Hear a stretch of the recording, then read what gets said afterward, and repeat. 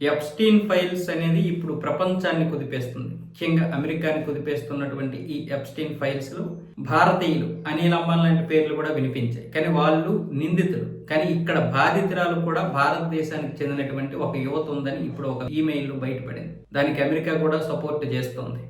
ఆ బాధితురాలకి మేము సపోర్ట్ చేస్తామని చెప్పింది. అయితే ఎవరు ఏంటి అన్న విషయాల్ని వాళ్ళు గోప్యంగా ఉంచారు. ఎట్టి పరిస్థితుల్లోనూ అమ్మాయి పేరు కానీ అమ్మాయి ఫేస్ కానీ బయట పడకుండా ఉండడం కోసం అయితే తీవ్ర ప్రయత్నాలు చేస్తున్నారు. అయితే అది ఇప్పుడు కాదు, 2020 జనవరి 13వ తారీఖున ఒక ఈమెయిల్ ద్వారా వెలుగులోకి వచ్చింది. బాధితుల తరపున న్యాయ పోరాటం చేస్తున్న ఎడ్వర్డ్స్ పాయింటింగర్ ఎల్ఎల్సి లా సంస్థకి చెందిన లాయర్ బ్రిట్నీ హెండర్సన్ అమెరికా ప్రభుత్వ అధికారులకు ఒక ఈమెయిల్ పంపించారు. అందులో ఎప్స్టీన్ బారిన పడి తీవ్ర మానసిక క్షోభ అనుభవిస్తున్న బాధితులకు థెరపీ అంటే మానసిక చికిత్స అవసరమని కోరారు. ఆ జాబితాలోనే ఒక బాధితురాలు ప్రస్తుత భారతదేశంలో నివసిస్తున్నారని ఆమె ప్రత్యేకంగా ప్రస్తావించారు.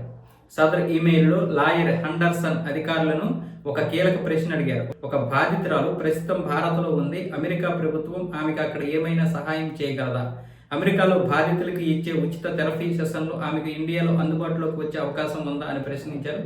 దీనికి స్పందించిన అమెరికా అధికారులు బాధితులకు పరిహారం అందించేందుకు వారి మానసిక ఆరోగ్యం కోసం అవసరమైన థెరపిస్టులను ఏర్పాటు చేసేందుకు సిద్ధంగా ఉన్నట్లు తెలిపారు. ఈ క్రమంలోనే ఆ భారతీయ యువత వివరాలను సేకరించేందుకు అధికారులు అయితే ప్రయత్నాలు ప్రారంభించారు. అమ్మాయి ఎవరు కనుక్కుంటారు తప్ప బయటికి మాత్రం ఆ పేరుని కానీ ఆ ఫోటోని కానీ విడుదల చేయకుండా తీవ్ర జాగ్రత్తలు తీసుకోమని ఇప్పటికే అమెరికా ఈ ప్రభుత్వాలన్నీ కూడా జాగ్రత్తలు పడ్డాయి. అయితే అసలు విషయం ఏంటంటే దరిద్రం, దౌర్భాగ్యం అంటే ఇందులో అమెరికా న్యాయ వ్యవస్థ అన్ని జాగ్రత్తలు తీసుకుంటుంది. కానీ ట్రంప్ వీలైనంత వరకు తన కంపును కడుక్కోవడానికే ప్రయత్నాలు చేస్తున్నాడు. తన గురించి ఏదైనా ప్రజలు మాట్లాడుకోవడానికి వచ్చిన ప్రతిసారి ఏదో ఒక దేశం మీద సుంకాలు విధించడమో లేకపోతే ఆ దేశాన్ని కిడ్నాప్ చేయడం ఏదో ఒకటి చేసి వేరే వైపు డైవర్ట్ చేసుకుంటున్నాడు.